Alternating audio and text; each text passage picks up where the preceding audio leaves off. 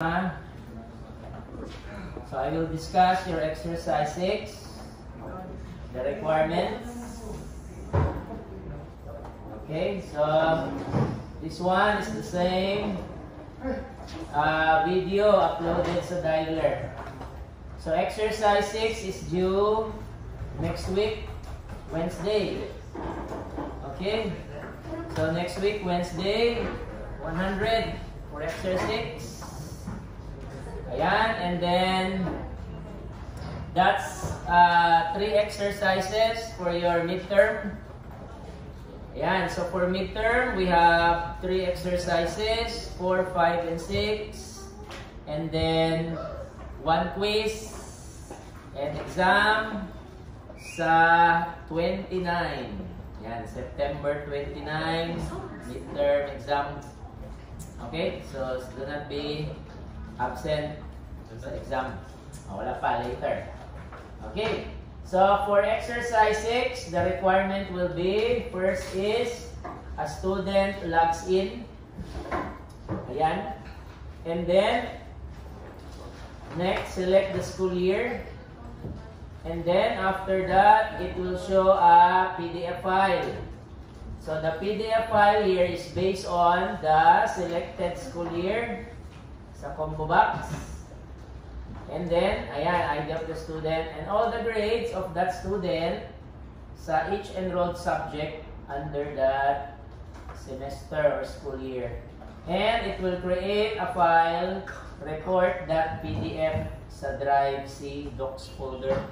So, meaning you need to create a Docs folder and a file, report PDF. So, every time a student logs in, this is 1001, the next student is 1002 naman, it will create the same file. So, for every student that logs in, for every school year that is selected, isa lang ang file, report PDF. Okay? Hindi siya, it will not spam the computer. Because if you have thousands of students that will log in sa the same computer, yan, so it will spam the drive. Basically, it will create different file. But for exercise 6, report PDF, isang file lang. It will just keep overwriting the file. Okay, overwrite lang. Ayan. Next we have, what if the root or admin logs in?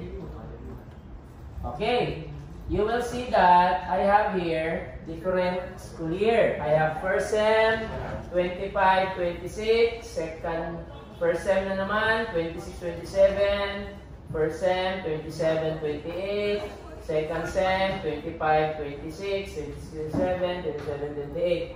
So for exercise 6, you need to have a lot. Okay, marami kayong semester, maraming school year. Okay, so why? Because for admin, you're going to have to print a transcript of records or TOR. Ayan, TOR. So first, select a student. Okay, 1001. And then, click TOR. It will print the transcript of records. Ayan, you will see here, all the semester naman. All the semester that this student is enrolled to. If you enroll the same student sa first sem, second sem, summer, iba-ibang school year, 25, 26, 27, 28, it will print all of that yan, in this PDF file. So for exercise 6, just make up mga school names. Okay, kayo nang bahala anong name ng school.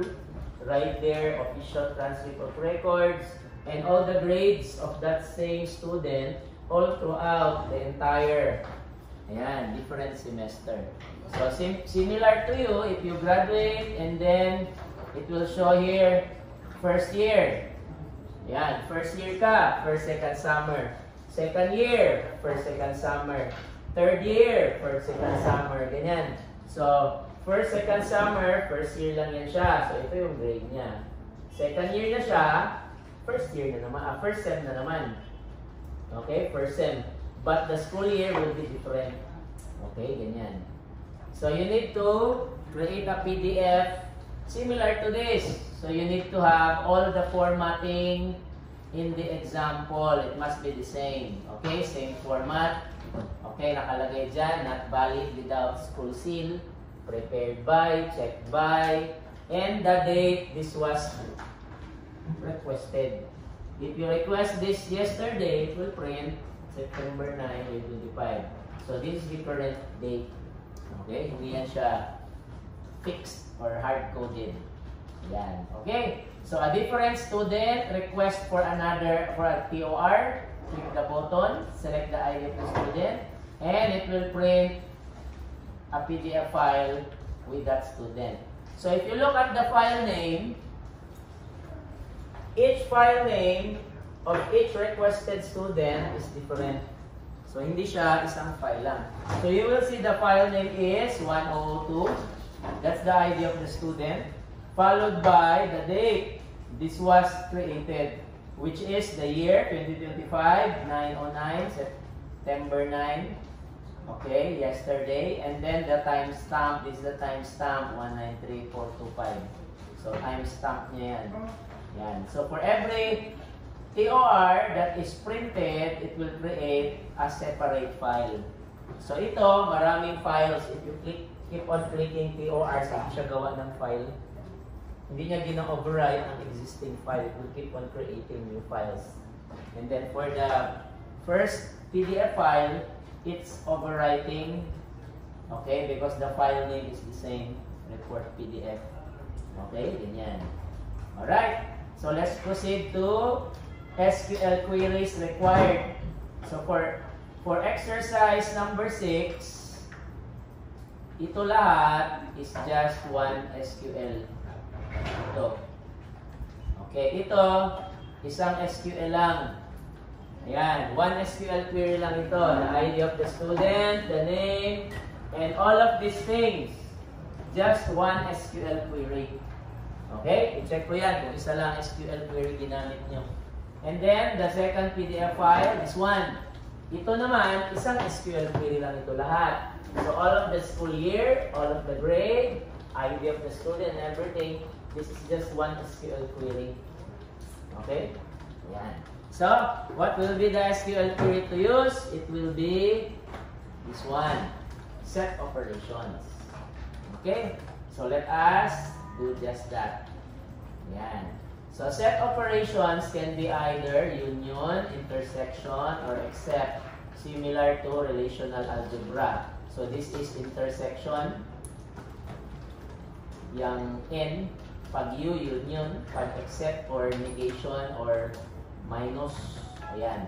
So, you're going to use union, intersect, and except. Ayan. Okay. So, first example, we have ayan. So, I have here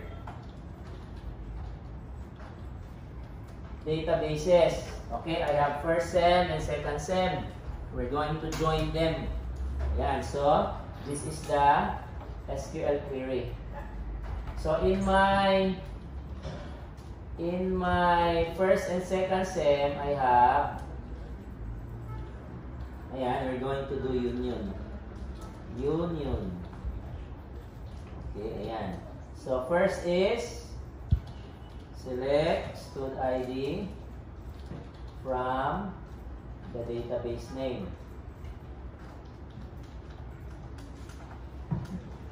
Okay, followed by students table. Ayan. Next naman, select stud ID from second semester. Okay, there you go.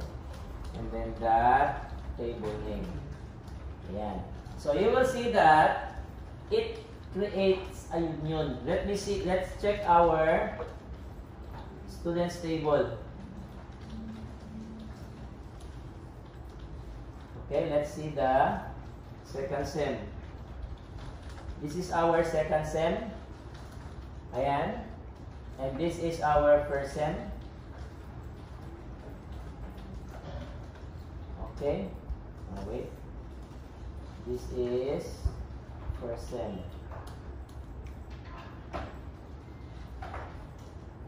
Yan, there you go.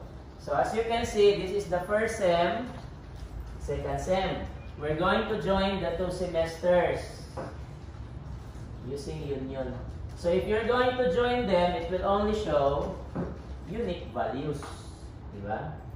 Okay, hindi na si first semester is 1, 2, 3, 4, si second semester is 1, 2, 3, it will print 1, 2, 3, 4. Okay? Ganyan.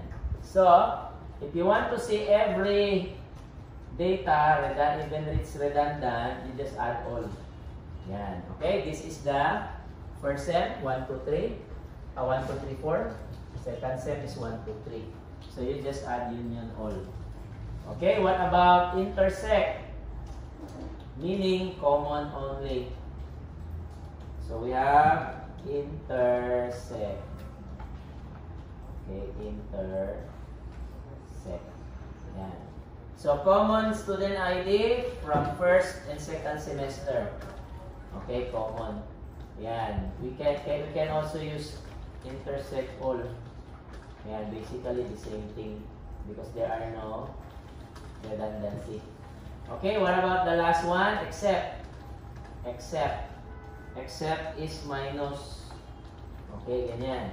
So what is present in one table that is not found in the second table? Student ID form. Okay, that is the except. Yan. So for exercise 6, this is what you will use. And you're just going to do it in one SQL query. So isang SQL query yan ha, even if there is union, it's still one SQL query. This is one query. Yan. So every time you use union or intersection, it creates rows.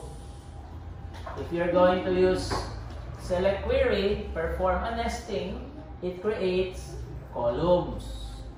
Okay? So in this case, by using union, it adds rows.